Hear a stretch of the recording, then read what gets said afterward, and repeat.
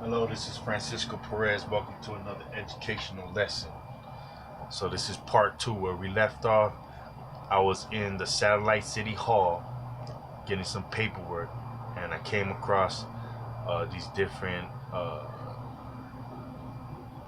It was a bunch of these, so I just took a few pictures, and I'm just gonna show you a few of what I took. All right.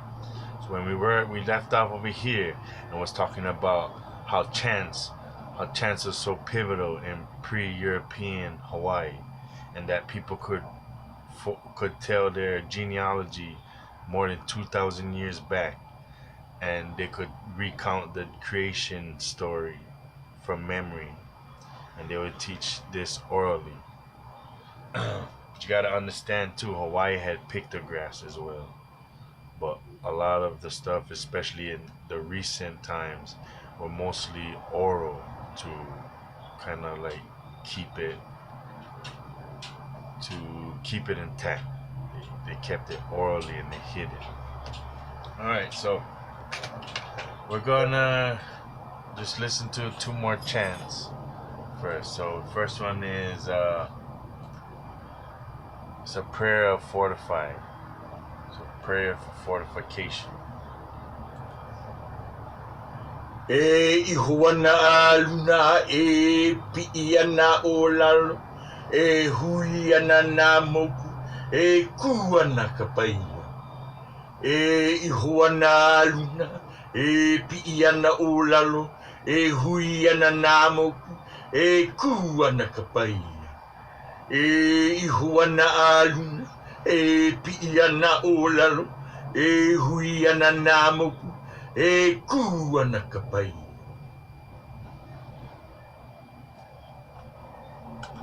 And then we got one more I'm gonna show you real quick before we get back into the lesson.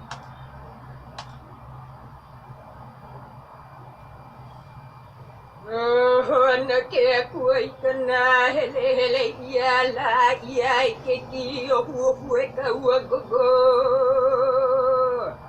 Ona kino malu kalani malu e ho e ho ulu ana ola I kona maukahu.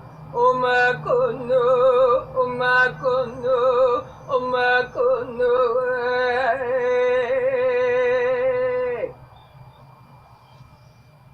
So, like I said, these things were kept orally to preserve and to keep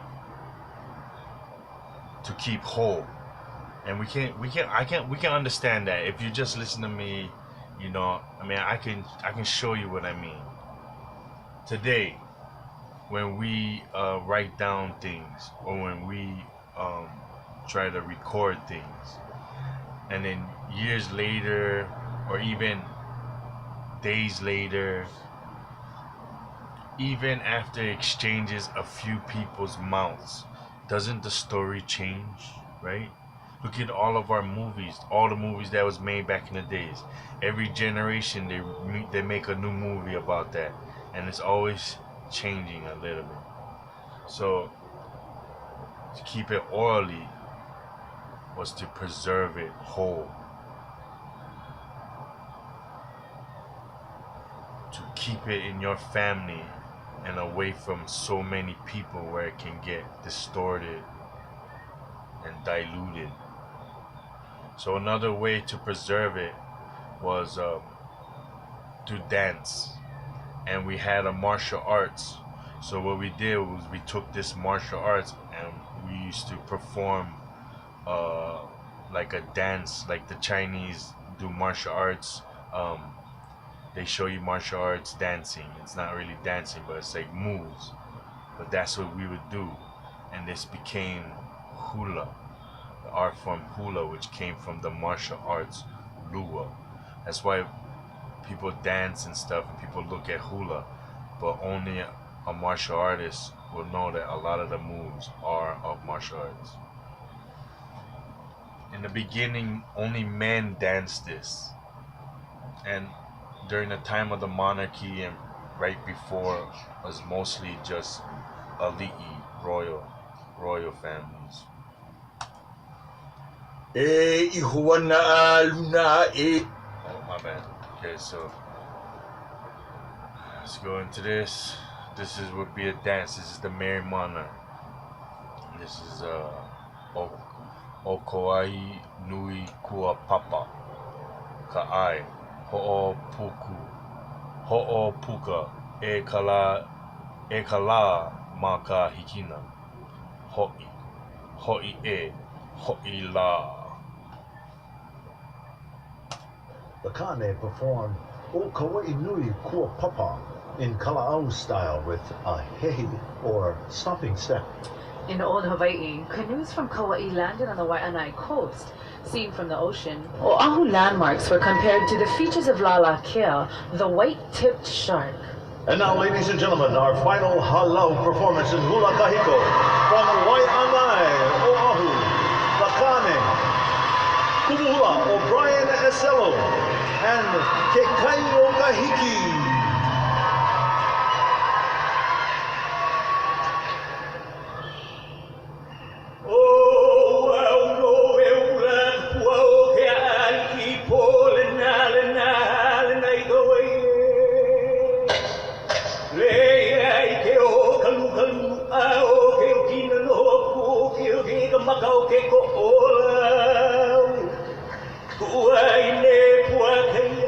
That's typical dress.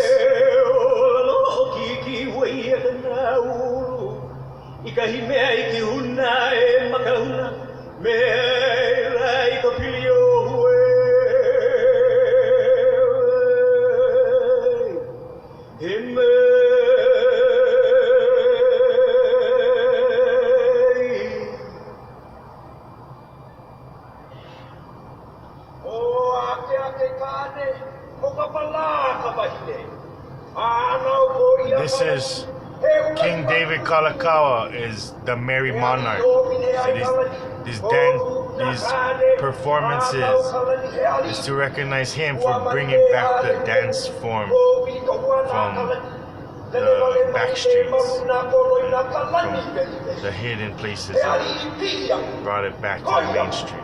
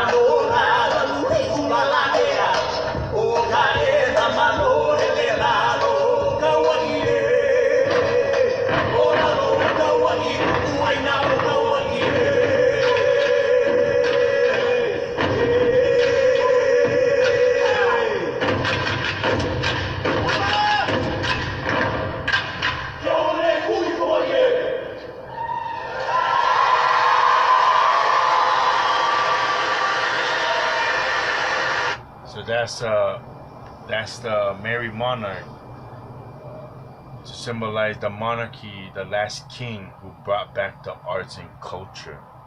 All right, so now we're gonna get into this. This is from BYU. This is a dissertation, and this right here talks about a book called A History of the Sandwich Island. It's from the 18. So we're gonna read Jewish similarities. Sheldon Dibble, an American Protestant minister who arrived with the Fourth Company of Missionaries. So the first company of missionaries was a few months after Kamehameha was murdered by contractual negotiations with Kaamanu and the missionaries. Alright, so because they wanted the sandalwood, they wanted the kapu system gone, they wanted all our resources. They wanted control over Hawaii. Alright, so Fourth Company of Missionaries in Hawaii in 1831. In his book, A History of the Sandwich Island, wrote that prior to the arrival of the missionaries, that the ancient Hawaiian people had in their traditions several Jewish similarities. They were told to the missionaries before the Bible was translated, and before the people knew much of sacred history. So before my people could read the Bible or even knew about what was in the Bible, my people was talking about the Bible. The Hawaiians offered their first fruits to the gods. The practice of circumcision was common. The Hawaiians had cities of refuge for the same purpose and under similar laws as those of the Jews. Traditions of the flood, Jonah, Joshua, Joseph, and many others exist, and that antedate Western contact. Dibble further states, it may be added that the poetry of the Hawaiian bears a greater resemblance to that of Hebrew than to any other, that the structure of the two languages is very similar, and especially that the causative coactive form of the Hawaiian verb is precisely the same with the hyphal of the Hebrew. Very few words, however, can be found in the two languages that resemble each other, because like I showed you in my other video, when the Europeans came, they took out letters from our words, and they changed our T's to K's. So instead of saying maikai, instead of saying maitai, we say maikai. If you look at Tongans and Samoans, they still say maitai. So we had, and they must have had these, because you're told that they took out the S's and the R's and all of this stuff. So when you can see all these similarities, but yet the language is little different, it's because they perverted our language when we came. This is not the language to the T, an exact, definite translation of the language, because like the lady from the 1900s said, they changed our language. We was no longer able to say it. And as a descendant today, we are told, oh, they banned our language.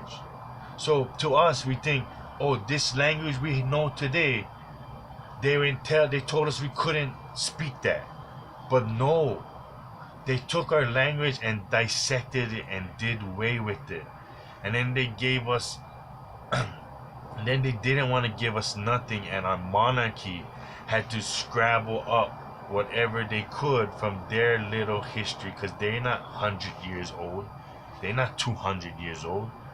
They 20, 30 years old, 30-some years old. So from their little lives, they had to take the knowledge of their people and recreate an alphabet with their Victorian European education, so that they can procure the knowledge and ancient history of the people.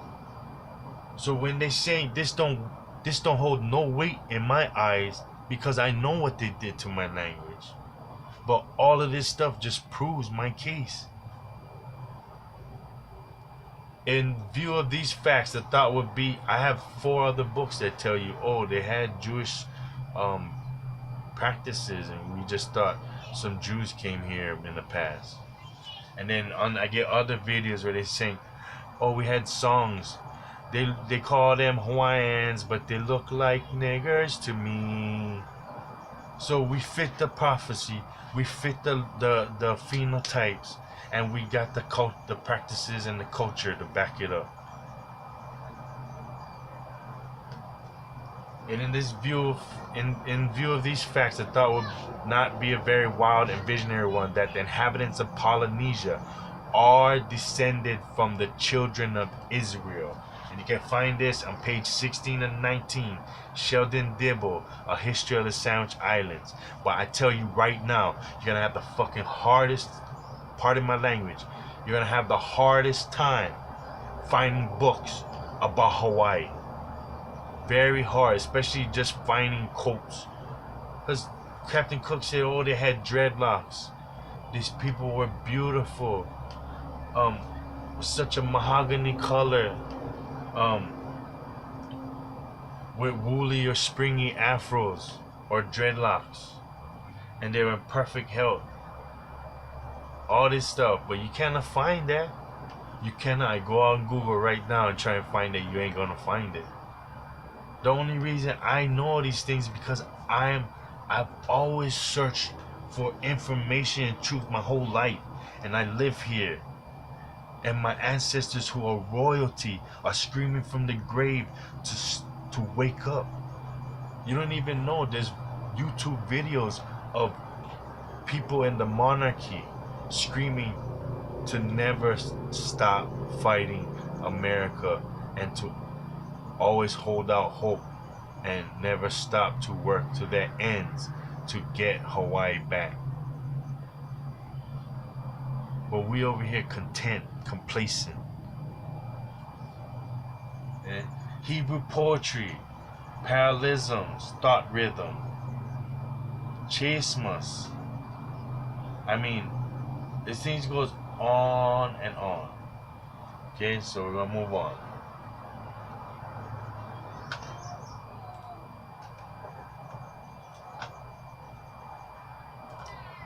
Okay, so let's get to the next one. Before 1819, a chanter was a central figure in Hawaiian society,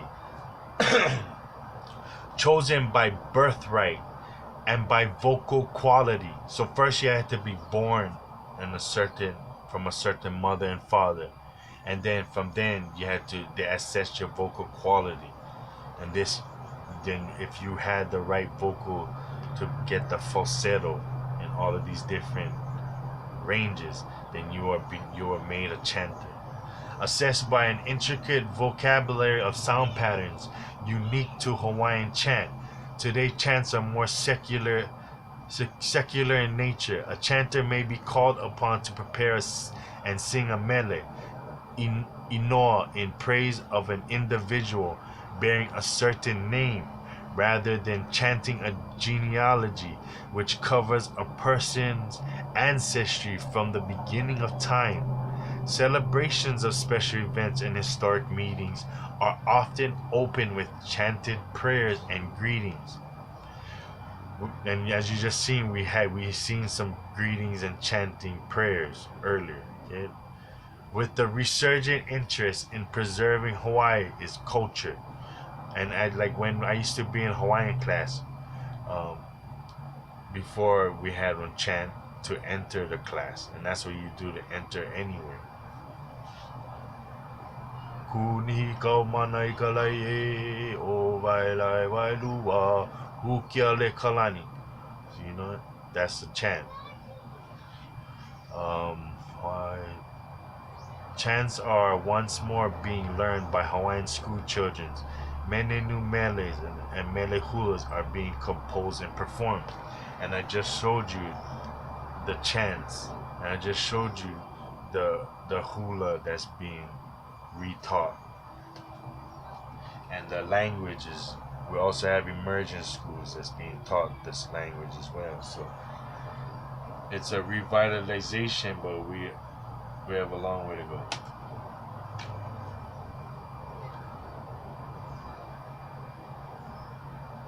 But the video is only a minute and a half, so it shouldn't take too long.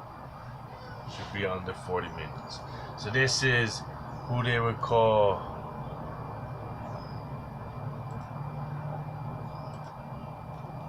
so this is the Hall of Fame first inductee. The Hall of Fame oldest cherished inductee, Keaulumoku. Okay? Now you see his face, right? You see how he look. You see how they want to portray him. Mongoloid, right? He's like a Hittite, really dark, right? I want you guys to pay attention now. I'm going to read some, then I'm going to show you some, alright?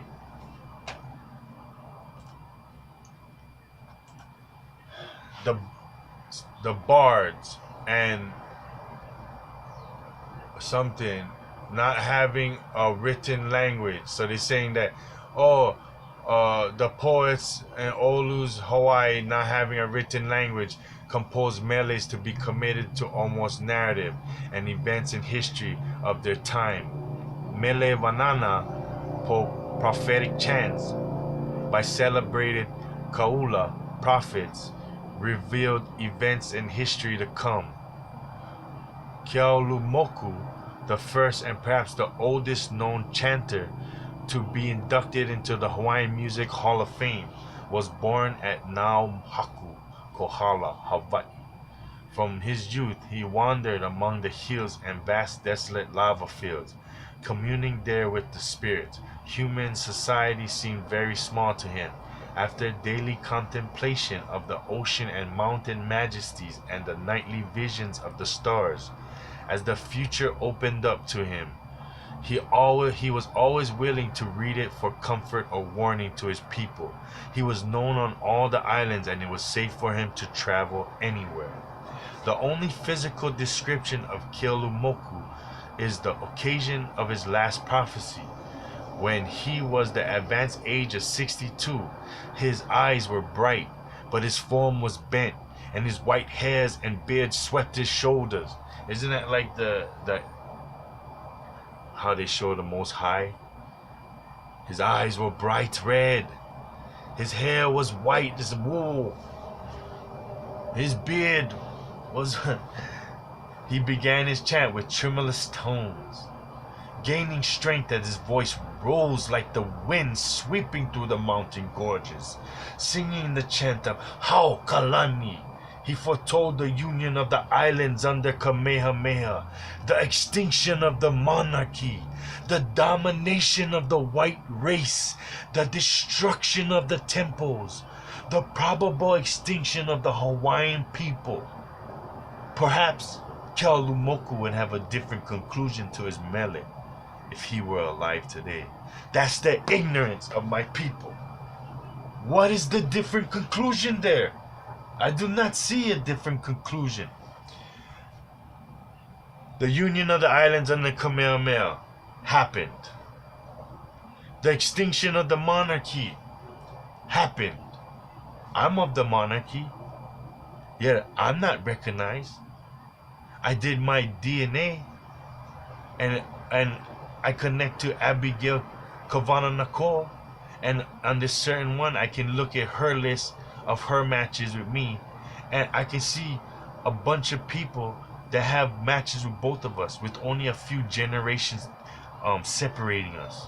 So we all monarchy, unrecognized. We gone.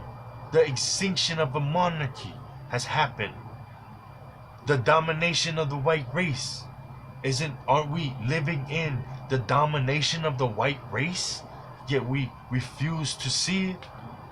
I mean, we're not saying that they're dominant, that they're better than us, but we're saying that they dominate us in most aspects in life by a set of rules and a caste system. This is true. It happened. He foretold this. The destruction of the temples. How did that not happen? Huh? Did something I miss? Did they not destroy the temples when they made deals with the missionary to kill Kamehameha? Huh? Oh, do we not have temples? Because I can show you temples right here. Hold up. This is a temple that was hidden. It was hidden and covered by bushes so they didn't destroy it. It was hidden. Okay? Now look at this wall. This is levels, 1 level, 2 level, 3 level, 4 levels. Look at this people standing next to it. Look how massive this temple is. Huh? This is how it looks, the temple from the sky. Okay? This is how it would look if, see how big it is? But they have a layout of how it would look. This is how it would look, right here. Residential area, ceremonial area, residential, God image, just forget the God image. Everything they taught you was bullshit, okay? In the ancient times, we never had images of the Creator, images of anything. Because that was a rule to us, just like the American Indians. No images. But they want to sell you some bull crap because you're so gullible and you'll just take all of it in. Take it in like a champ. Alright? So don't let them fool you, man. Don't let them fool you. Because what did they say he looked like? But this is what we look like. Huh? But this is what we look like. But they want to show you mongoloid faces.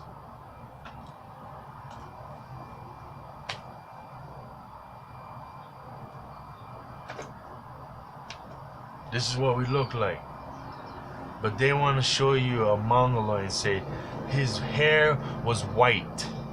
His beard was white. Bro, look at your grandfather. Look at his beard and his hair. And if your grandpa worked hard his whole life and he got arched back, look at him. Come on now. They want to show you crap. But they get some truth in it. In between, they're gonna have some truth. Here, I'll show you. See this guy?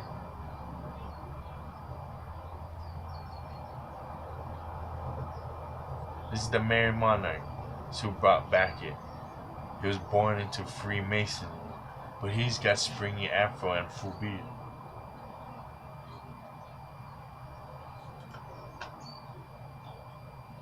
Look, Sandwich Islands. Sandwich Islands. So, when they talk all that shit, that's all it is shit. Because that's not how we look.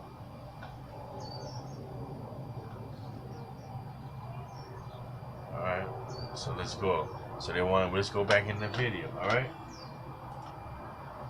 So it says, because there's this person at Satellite City Hall who put this shit out is trying to say, oh, none of this shit happened. But the destruction of the temples is real. That shit happened.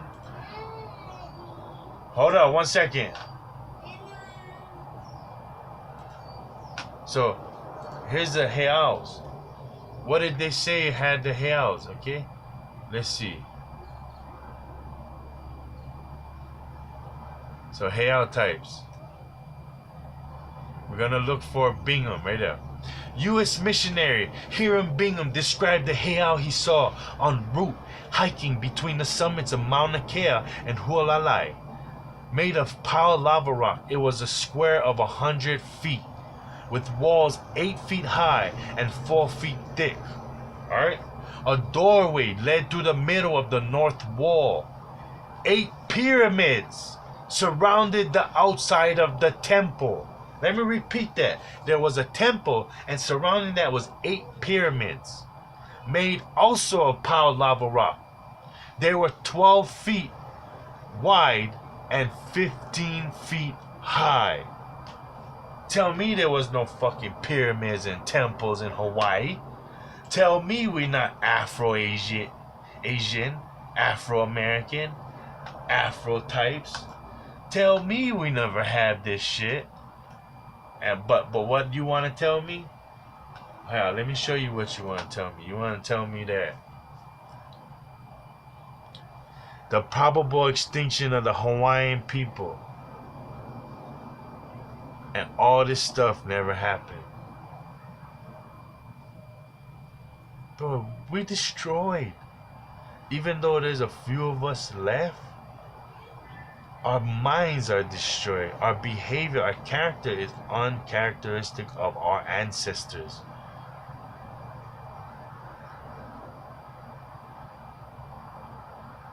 All of this did happen. And we are becoming extinct.